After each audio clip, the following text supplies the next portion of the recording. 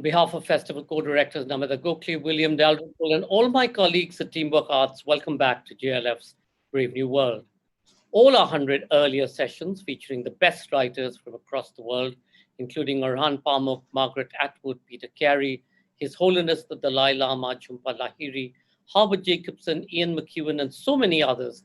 These are all available to view on our Facebook page, JLF LitFest, and on our YouTube channel, Jaipur LitFest JLF. Our official radio partner is Red FM, Bajate Raho. Our session today is a little bit of Stephen Fry. Stephen Fry in conversation with Anindita Ghose. Stephen Fry is one of the world's best-known actors and comedians. But when he arrived in Cambridge, he was a convicted thief, an addict, and a failed suicide, convinced that he would be expelled. Instead, university life offered him love and the chance to entertain. He befriended bright young things like Hugh Laurie and actress Emma Thompson. Here, Fry talks about his life and work with Mint Lounge editor Anindita Ghose as he tells the hilarious and compelling story of how he took his first step in the worlds of theater, radio, television, and film.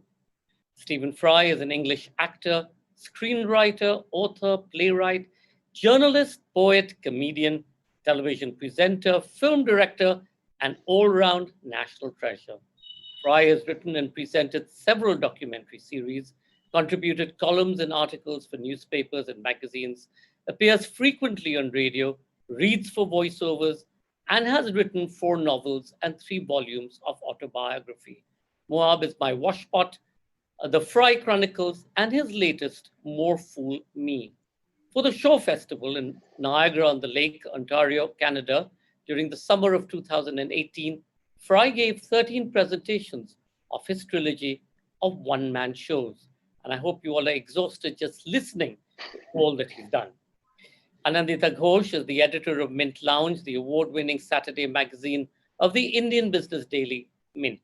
She studied to be a linguist and was previously the features director of Vogue India. Please do remember to comment and ask questions by typing it into the comment section, and Anindita will put these across to Stephen at the end of the show. In case any of you drop off due to bandwidth issues, you can find us on our YouTube channel, Jaipur LitFest. And of course, if we drop off, just hang in there. We'll be right back. Ladies and gentlemen, a little bit of Stephen Fry. Stephen Fry in conversation with Anindita Ghose. Over to you. Thank you, Sanjoy. And hello, Stephen. It's good to be speaking with you 4 years after your first visit to the Jaipur Literature Festival. It was a great session, and I hope this one will be as well.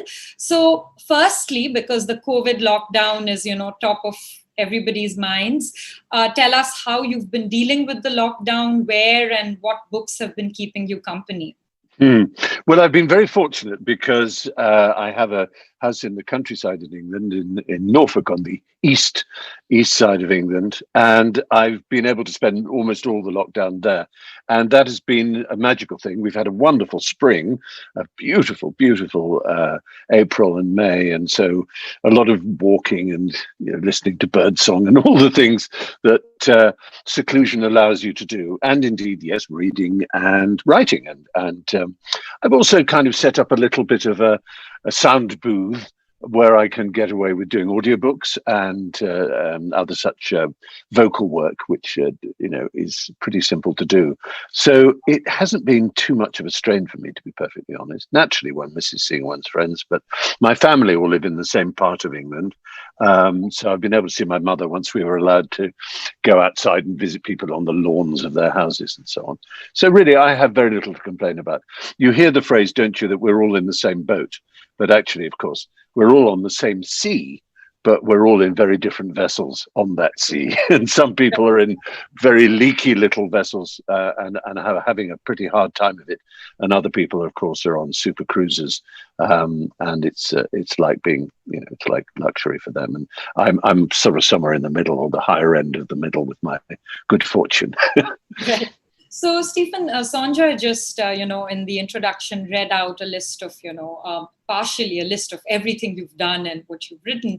So it's not a surprise that is Stephen Fry writing another book is a very top Google search term, as I found out today.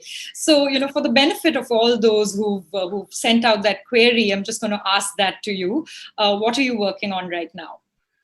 Well, the answer is a very greedy 3, actually. I finished the third of a sequence I'm doing on Greek mythology. Right. And this book is on Troy, the Trojan War, the lead up to it, all the excitements, the judgment of Paris and the abduction of Helen and the birth of Achilles and all these remarkable stories. And then the war itself, including, of course, the part of the war that is covered, it's really only about 10 days, that is covered by Homer in his masterpiece, the epic poem, the Iliad. And my next book then will be the return home, the Odyssey and the Oresteia, as it's called, of Agamemnon's death and his children, and all the extraordinary stories that kind of bid farewell to the world of Greek myth. So that was very exciting, and I've just literally finished doing the audiobook for that. But also, when the lockdown started, this is so childish and silly, really, but I was sorting out drawers in my house where clothes were, which I hadn't seen for ages. And I came across 2 huge drawers full of ties, neckties, bow ties and cravats. And I sorted through them. There were hundreds and hundreds of them. And so I thought I'd post a new tie each day on Instagram and talk about it, because ties have like anything, if you put your mind to it, there is a cultural history that can be drawn out from an object. And a tie is a very personal object, literally. Of course, it goes close around someone's neck, but there are also remarkable histories of ties and how they developed and where they came from, and also stories behind the great fashion houses. For some reason, I found I had ties by Valentino, and I've been following the hashtag. You have some very interesting ones. It is strange. So anyway, the publishing world being what it is, as you well know, I got a request from my publisher saying, "Do you think there's a book in this?" Because it became very popular, this daily Fry's ties, as I was calling it, on Instagram. So I'll be putting together a book of that. That obviously involves some photographic sessions we haven't started. And a third book that I'm produced next year is I did a podcast series called Stephen Fry's 7 Deadly Sins. And it's obviously a slightly hubristic thing to suggest that I have the weight to be able to pronounce on something as grave and interesting, as philosophically beguiling and as complex as sins. I'm certainly not a religious person, as many people might know, so it seems an odd choice perhaps. But it really comes from my thinking, which I'm sure is shared by most people watching, that the venomous atmosphere of the so-called culture wars that develops and has been developing over the past few years and intensifying and becoming more venomous, it was really beginning to distress me. And I thought, well, almost anything people write about is sort of a missile hurled at the enemy across the ravine, the ever-widening Grand Canyon that is opened up between all the different, whether somewhere inside there's a kernel of what we used to call left and right, nationalism and internationalism, holism and atomism. There are all kinds of different ways of trying to explain it, but we're all dimly aware that there is a kind of an opposing point of view from ours. But what very few people do is look inwards. Towards the soul, partly because if they do, they're likely to be religious, and you have to cleave to their beliefs in order to make sense of what they're saying.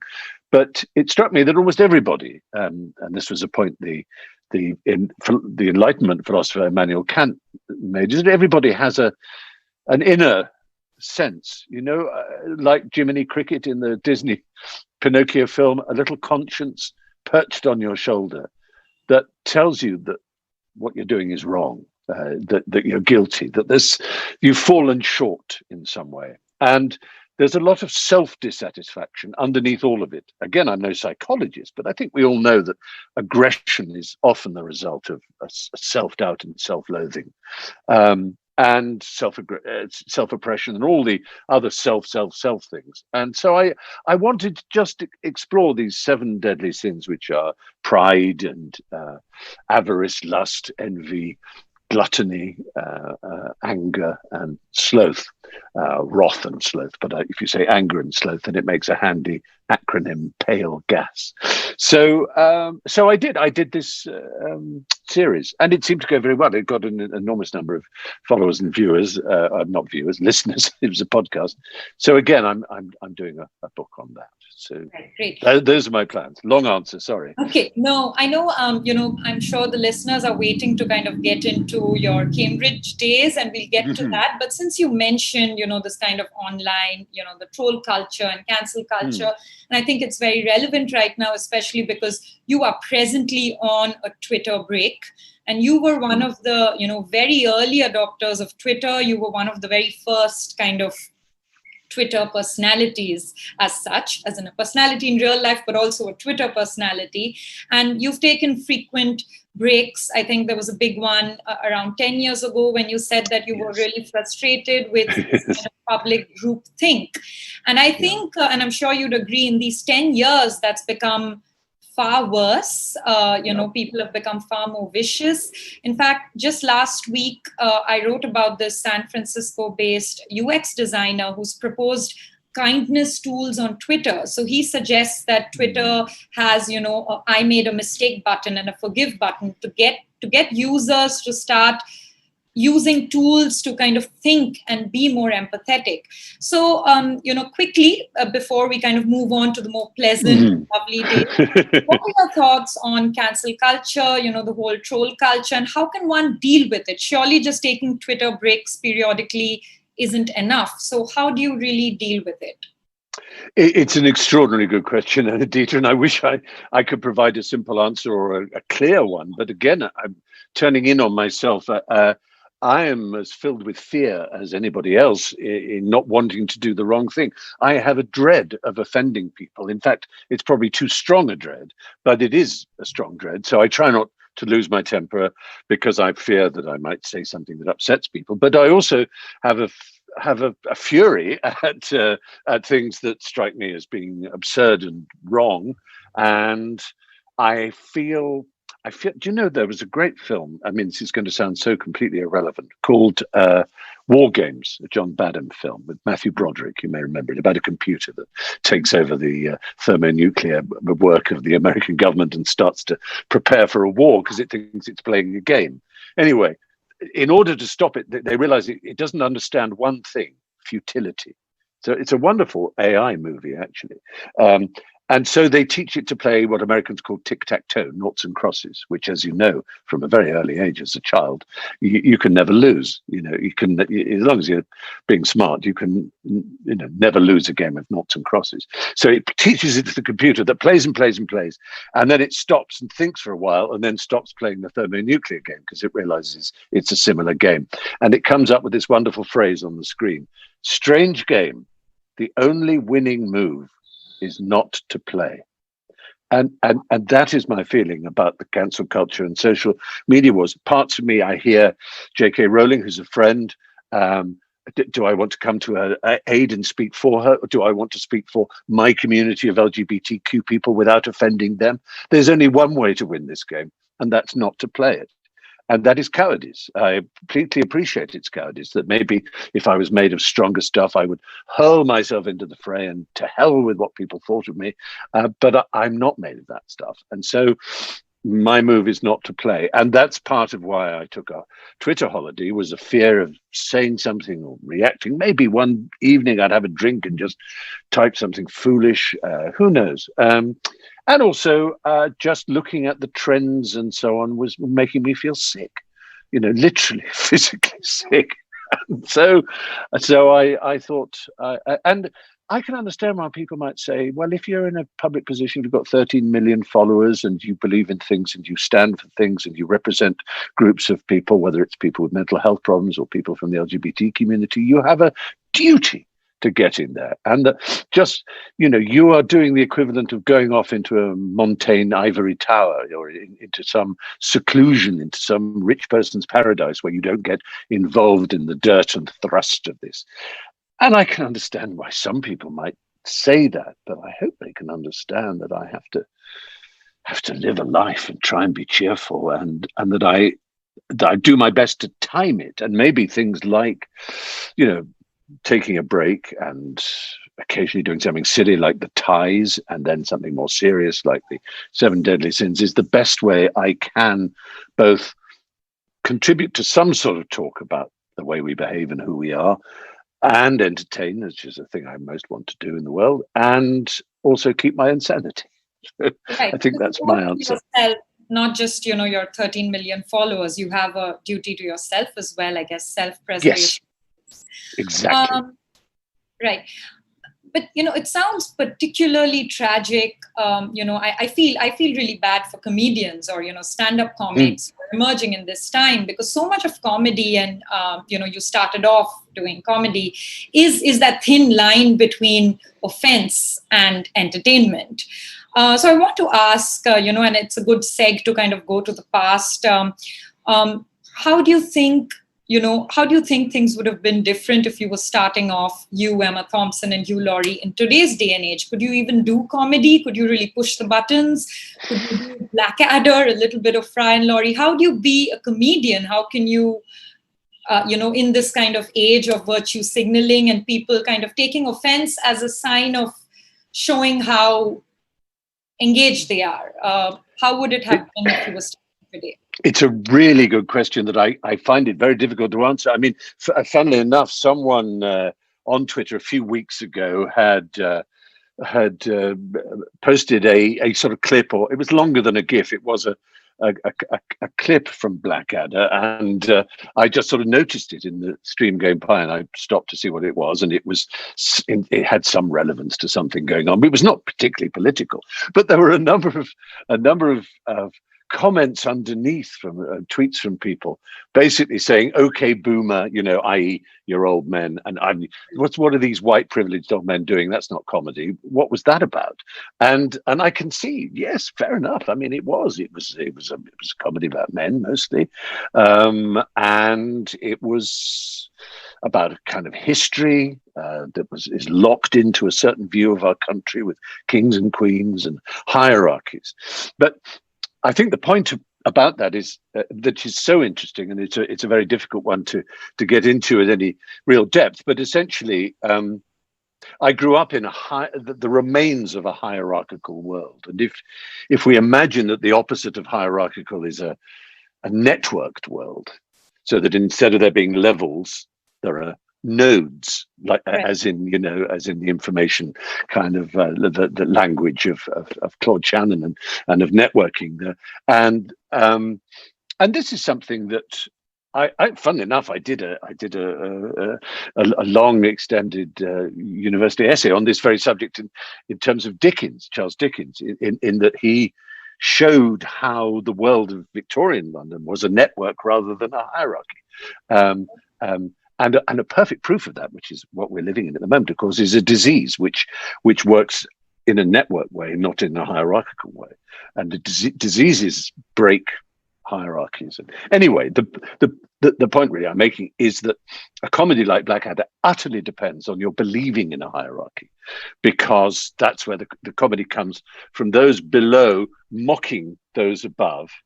Right. And indeed, sometimes making fun of those below. So in Blackadder, there's a character, Baldric, who's at the bottom of the heap and represents the peasant at the bottom.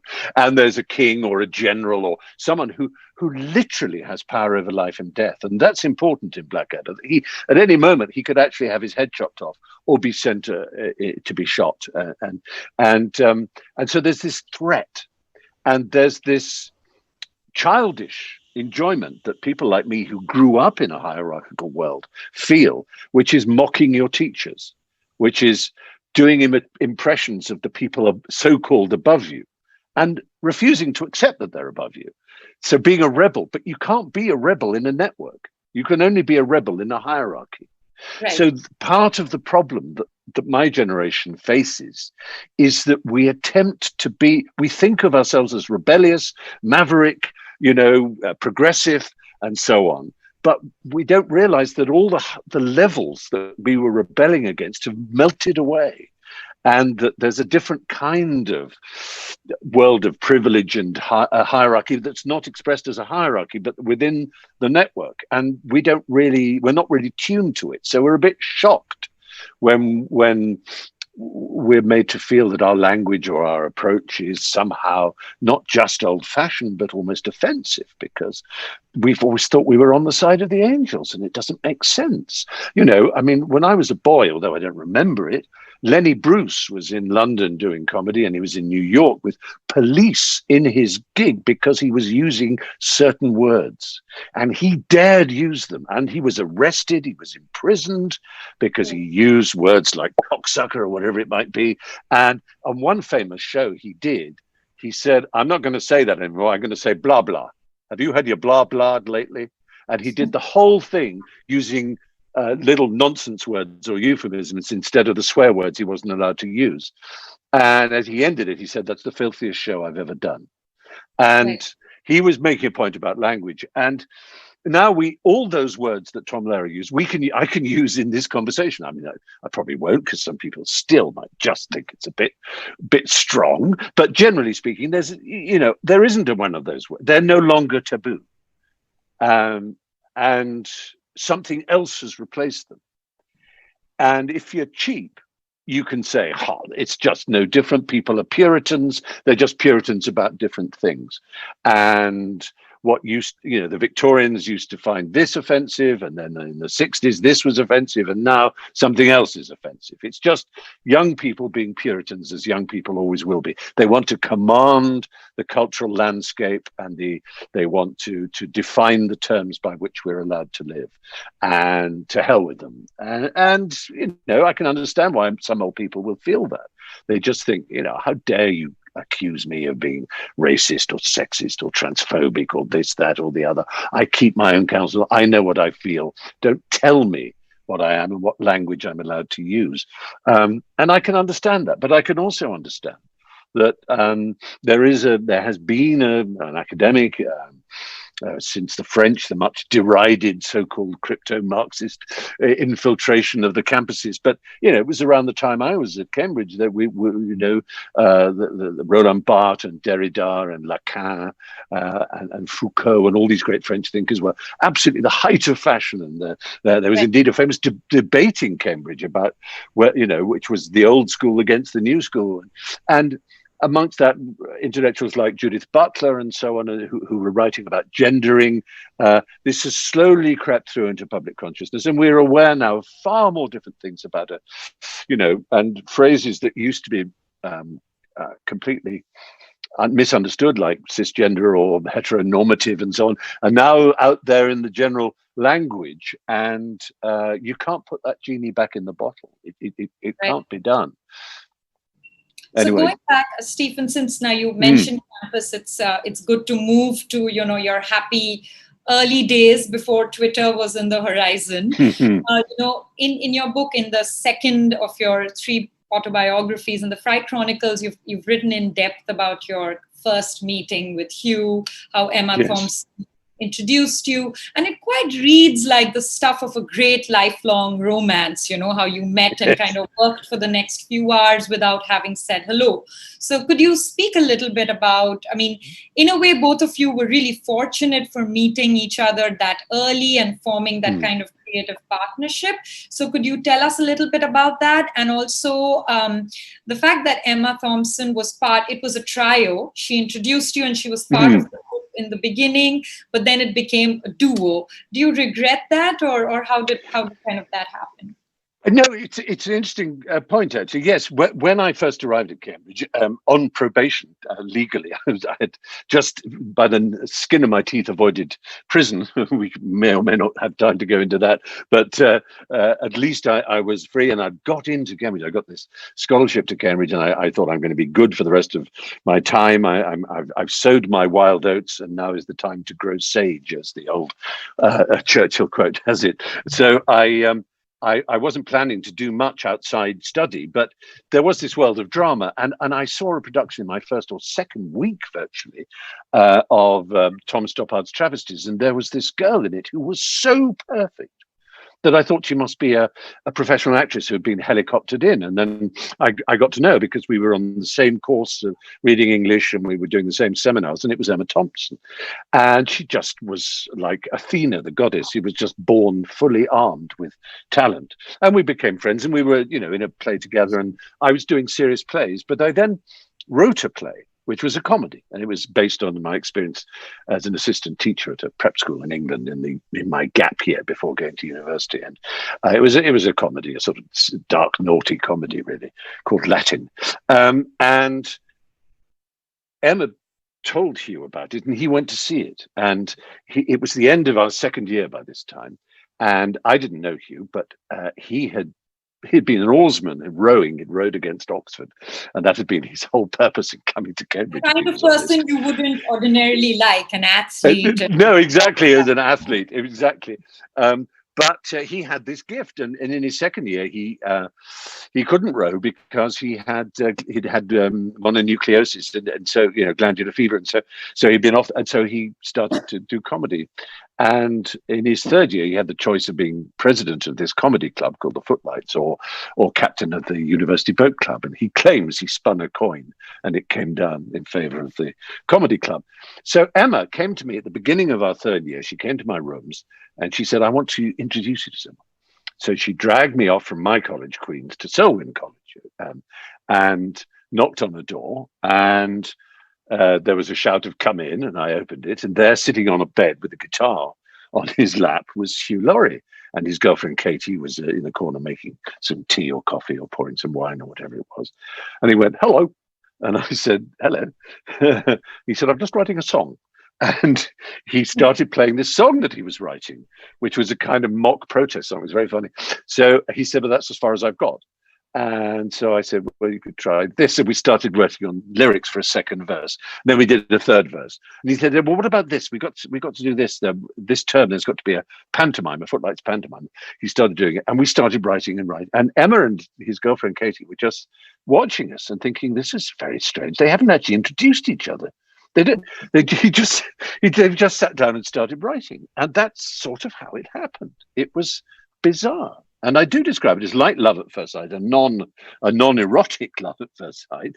You don't get more straight than Hugh Laurie, but it was like what would now be called a bromance, of course. But it was particularly centered around comedy, around a sense of humor, and a sense of humor, especially at a late adolescent, early manhood age. I say manhood advisedly. I think it involves something very deep about one's apprehension of the world. It's a kind of in or out. You either see the world the way I do, or you don't. If you don't, you're not the enemy. It's just we're not keyed into each other. We don't map onto each other. But adolescents are like that, aren't they? They share the same source. Right. Yeah, they find the same things pretentious. It's a very strong streak in the young is to be outraged by things that they regard as pretentious. When you get older, you don't mind so much, but when you're young, you think, "God, that's so pretentious." You get really upset by it, but it means you do lots of parodies of it as well. Anyway, so we just hit it up. We started writing, and with Emma, I mean, we stayed the closest of friends, and I wrote with Emma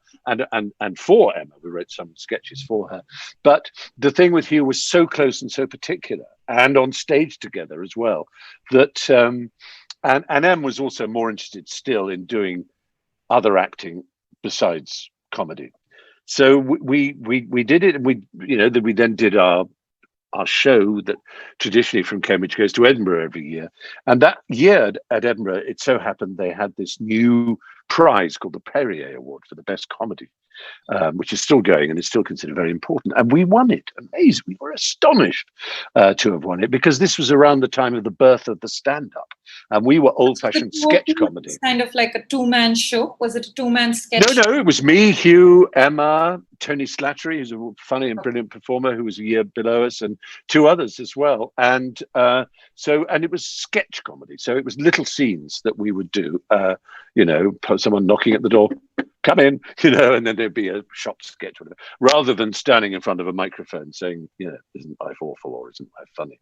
So we weren't stand-ups at all. It was always a fictional world that we were creating. But anyway, we won the award, and the BBC asked if they could put it on television. And then we were asked if we would tour Australia. And when we came back, we were asked to do a television series. And suddenly, Hugh claims he planned to join the Hong Kong police force. Because he'd heard that there was corruption there, and he wanted to go in and clean it out, like a kind of like Serpico, the Al Pacino movie Serpico, just be the one clean cop. It was a fantasy, but a very typical Hugh one. Otherwise, he would have joined the Secret Service, I think, because he was a natural James Bond. Did you study at all with all of this going on? Was there any studying at Cambridge?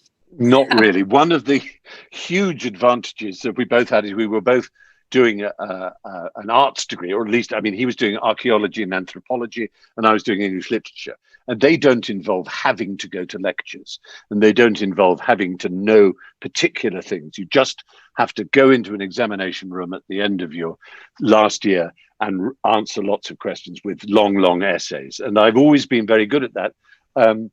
It's just like cheating. I have a facile mind rather than a scholastic one. So if asked to do an essay, I can just write and write and write. So I was very fortunate. Hugh went to one lecture in his entire 3 years.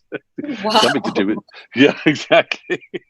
And he turned that into a sketch because the lecture was about someone was showing slides about the Bantu people of Africa. And so he managed to make a sketch out of this anthropologian. So yeah, that's the advantage of Cambridge is once they let you in, they assume that you're going to, you can look after yourself. It's very much a student-run place, Cambridge. Right. The academics and the graduates and the fellows of the colleges and the professors, whatever, get on with their world, and they do some teaching and all the rest of it.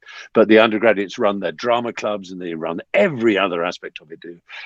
And it means you get experience. So at Cambridge, I was in well over 30 plays in front of paying audiences in the various drama clubs and things, which far more than anyone who went to drama school. So in that sense, it was a huge, but it was so lucky. And by coincidence, we didn't know we'd won this Perrier Award. We were on stage just finishing at one of the shows when suddenly the audience went a bit crazy.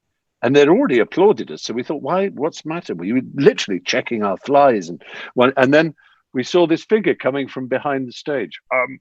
Excuse me. And it was Rowan Atkinson, okay. who was already famous for his television series. And he was in a show called Not the 9 O'Clock News. And he was carrying this award. He said, I would just like to congratulate the Cambridge Footlights for winning. And we were like, oh my God. It was just, and little did we know we would go on to be such friends. And I was best man at Rowan's wedding. And he's, one of my closest and dearest friends, really. It's just bizarre how lucky we were, and to get all this, and Hugh and I were saying the other day, we're in touch all the time, and what if we had been at Cambridge, if everything had been, you asked that's how you asked the question, if I'd been born later, how would I have managed? Well, suppose I've been about to graduate in 2020. Let me think of all the students all over Britain, all over the world, who have a similar exciting group of friends with whom they're about to burst their talent into the world, only a pandemic arrives, which means that they can't even graduate together, and they certainly can't go to Edinburgh, and they can't be seen by others except by doing YouTube-y type stuff that just isn't the same. And we all weep for the young of today in terms of their ability to step out and stride into the world in the way that we were able to. And they must look at our generation and want to slit our throats when they realize how lucky we are. It's absurd. There's I think for the students who can't, probably for the next few years can't enjoy that kind of campus experience, listening to you right now, if they are, can be particularly, torturous. I would say so. Yeah. No comedy club, none of that right now.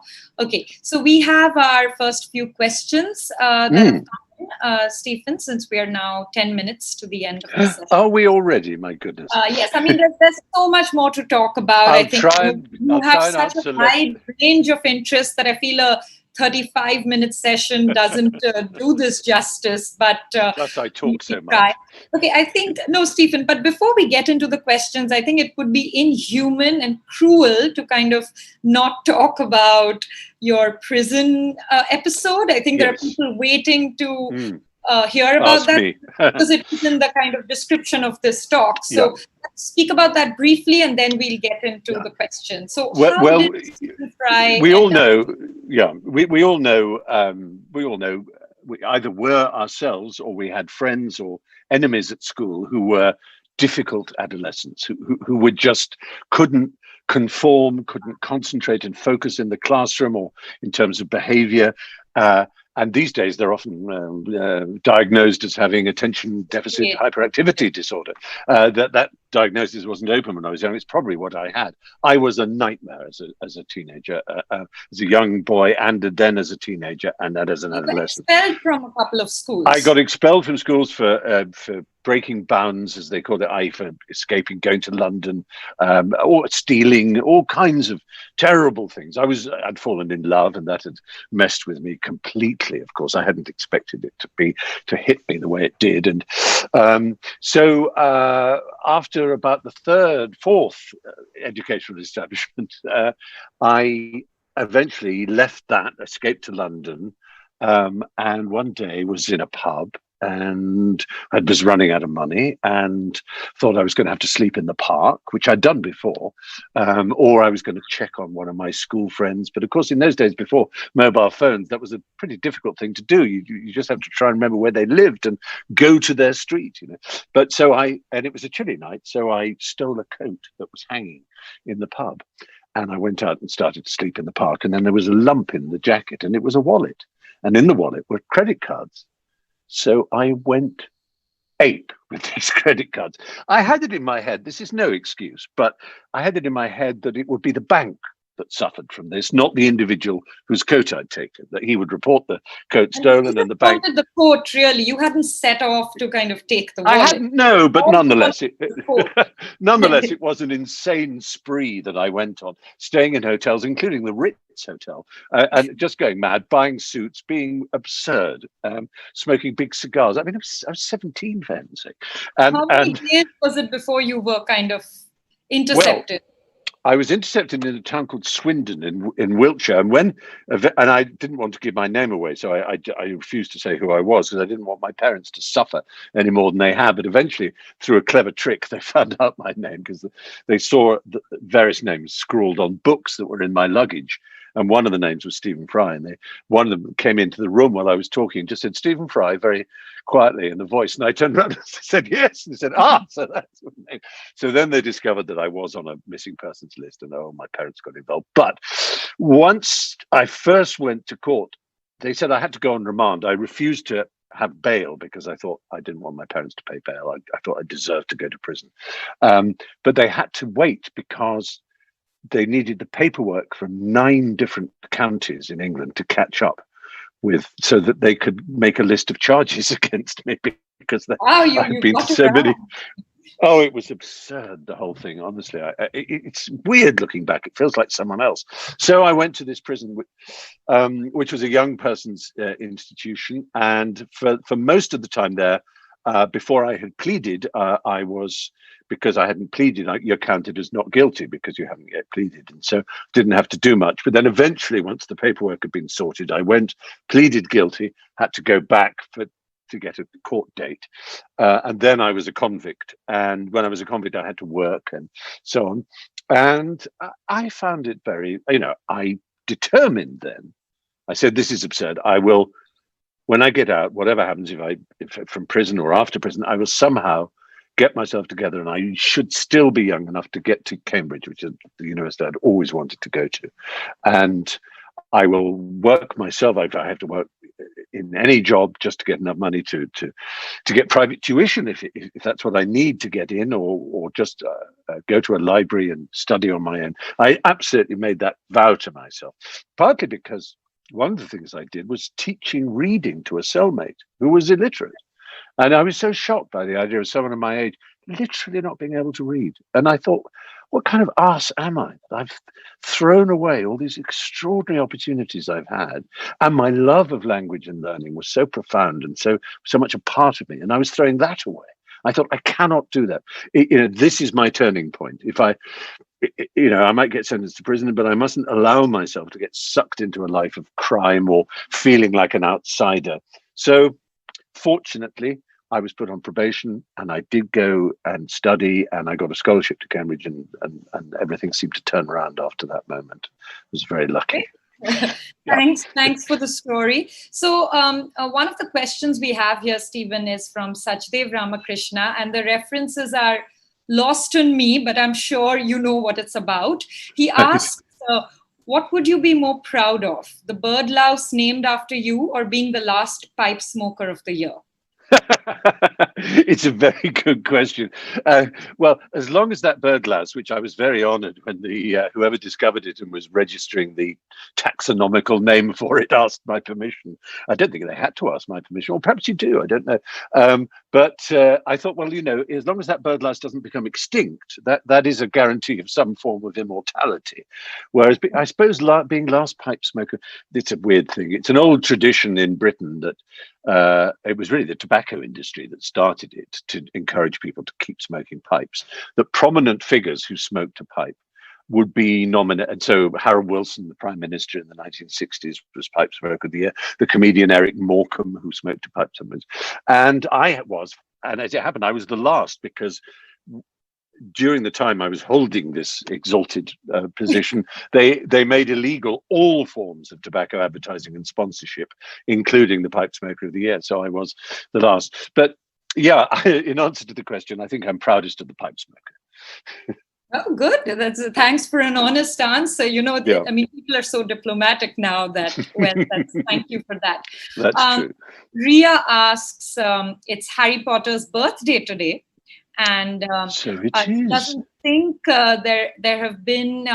she doesn't think there's been anything more iconic than your readings of the Potter universe. So would there be any chance of you doing a little bit of reading from that or any other text you may have had at hand?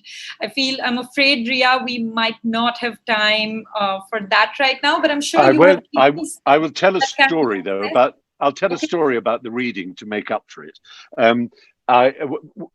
When I started reading them, literally there was only one book. I had no knowledge there were going to be 7.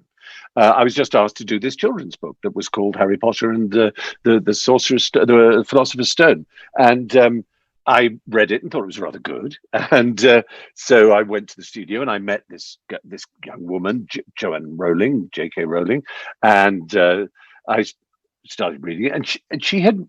Despite the fact she'd only written one book, she was very convinced of one thing. She did not want to allow it to be in any way abridged or condensed. It had to be the whole text, word for word, because she felt some children might follow it on cassette, as it then was.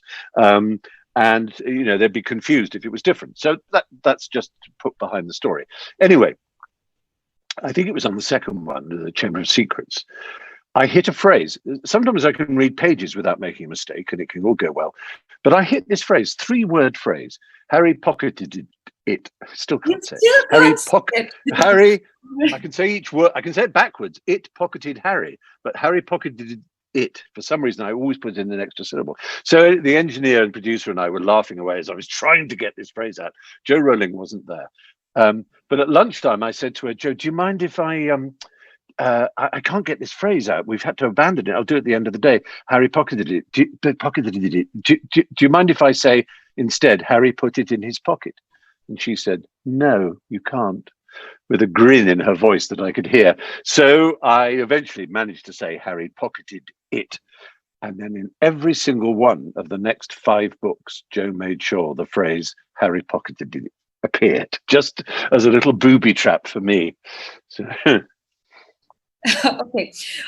Stephen, there's a lovely question, and I think that might be one of our last, but it's a great question from Varshini Krishna Kumar. It has been proven that people who read books are more empathetic. However, these days, both empathy and the habit of reading are in decline. How do we tackle this? That's such a good question. I think it is a natural corollary of reading empathy because you are entering the mind of another person. And I think part of the problem in our culture now is a misunderstanding of the word imagination. I think it gets confused with the word fantasy. Now, I'm not an enemy of fantasy fiction and fantasy cinema. It is the prevailing cultural mode of the moment. As we know, the MCU, the Marvel Cinematic Universe, dominates Hollywood and much of the world. But imagination is when you enter someone else's mind. It's not when you make up silly new kingdoms or superpowers. Imagination is when you enter the mind of someone else. You imagine being someone else. So a writer can be going through the paddy fields and look at someone stooping and imagine being them. Or, like Shakespeare, they can see a king or read about a king and imagine being that king. It doesn't matter what estate someone is in or how high or low, but it's just a facility, an ability to imagine being someone else. And with that imagination, of course, is sympathy, fellow feeling. Sympathy is the Greek for feeling together, or compassion is the Latin for the same phrase, fellow feeling. And empathy is when you feel inside someone, you actually feel what they feel. And that's a trick that fiction allows. And you can do it in good cinema too. I don't feel it in fantasy cinema at all. I mean, you're sorry when someone gets hit and you think, ow, that must have hurt. But that's about as far as it goes. But when you actually feel what others feel, and what the answer is how to bring about a revolution in helping people feel for others, I can't answer. But I would urge you to think there is, and we don't have time to go into it, there is an argument against empathy, which is quite surprising because we all take it as absolutely as a guiding rule. But Rutger Bregman, the Dutch writer, I don't know if you're familiar with his work. He's just written a new book called Humankind, and it's quite a famous thing he does in which he demonstrates that the William Golding view of civilization is completely wrong. That actually, empirically, you can prove, because it has happened before, where school children have been left on a desert island and far from going feral, they actually looked after each other beautifully. So his whole book is about countering this idea that humans are at base Hobbesian, like Thomas Hobbes's idea of nasty, brutish, and short, the life of man being, but that actually we are together very, very naturally, kindly. But he includes in it a chapter called Against Empathy. And I don't have time to go into the arguments of it, but they're very interesting.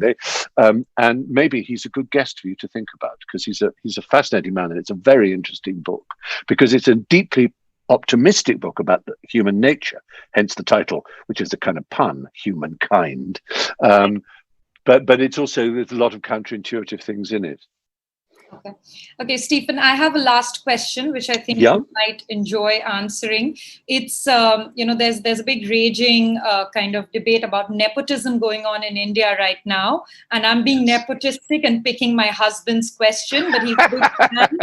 And we saw the hippopotamus together just last week in preparation for the session. So his question is, nearly 30 years after defining Jeeves and Wooster on screen, is it time you and Laurie went to Blandings Castle to play Galahad, Threepwood, and Lord Emsworth? Oh, it's an interesting thought. I love that idea. For those not familiar, P.G. Wodehouse, who created Jeeves, the immaculate gentleman's gentleman, and his master, Bertie Wooster, whom Hugh Laurie played in the series I did with Hugh, he also created another world, the world of this fantastic castle in Shropshire, Blandings Castle, run by a dreamy, vacant, absent-minded peer, an earl, called Lord Emsworth, whose brother Galahad was tremendous fun. And they are magnificent books. They were tried on television a few years ago. In all honesty, it didn't quite work. And I think they tried to be too silly. I think people misunderstand Woodhouse and think he's all just silly asses going, oh, I say, what? But actually, it's the good-heartedness of the people. It's the kind of golden sunshine he pours over his world that makes him so immortal. And it is a very tempting and interesting thought, your husband. And thank him for, next time I'm chatting to Hugh, I'll say to him, what about it? What do you think? And well, because Hugh loves the Blandings books, absolutely adores them. So it's a very interesting idea. Thank you. Great. All right. Okay. So we're time out. I mean, time's up now. I've been said that's been told to me in capital letters in the chat Oh, window. incidentally, I should just say I was very amused when Sanjoy introduced and said to Anand, if you happen to drop off, and then left a bit of a pause. And I thought, he's just suspecting that people are going to fall asleep. And of course, I realized that drop off has taken a new meaning in the world of Zoom, and he Yes. meant that their connection drops. I hope no one dropped off. Anyway, No, we're both here for in sure. either And sense. Sanjoy, it would be great if you could join us and kind of wrap up the session. And none of us dropped off, so that's great. Thank you so much, Anindita, and thank you so much, Stephen. And yes, we keep dropping off, but not to Stephen. And to be cheeky, you know, every time you stumble and picked a pocket, perhaps your psychologist could well take you back to the time Yes. that you could have done something mischievous. And I hope you paid that whoever the bloke whose pocket you picked at that point back for all the cigars and the Ritz. The Ritz. What were you thinking? The Ritz. Seriously. No, no, I mean, I'm ashamed. six counties. Oh. And I suppose it'll become fashionable because you've done it. So you have to be super careful. I hope not. But thank you so much. And as Anindita said, you know, it's impossible to sort of try and fit this into this new digital mode of you have to do it short and sweet. And we'd love to have this carry on forever. I was going to send you all a message saying time is stretchable. Don't get stuck in this idea of time. I wish I knew.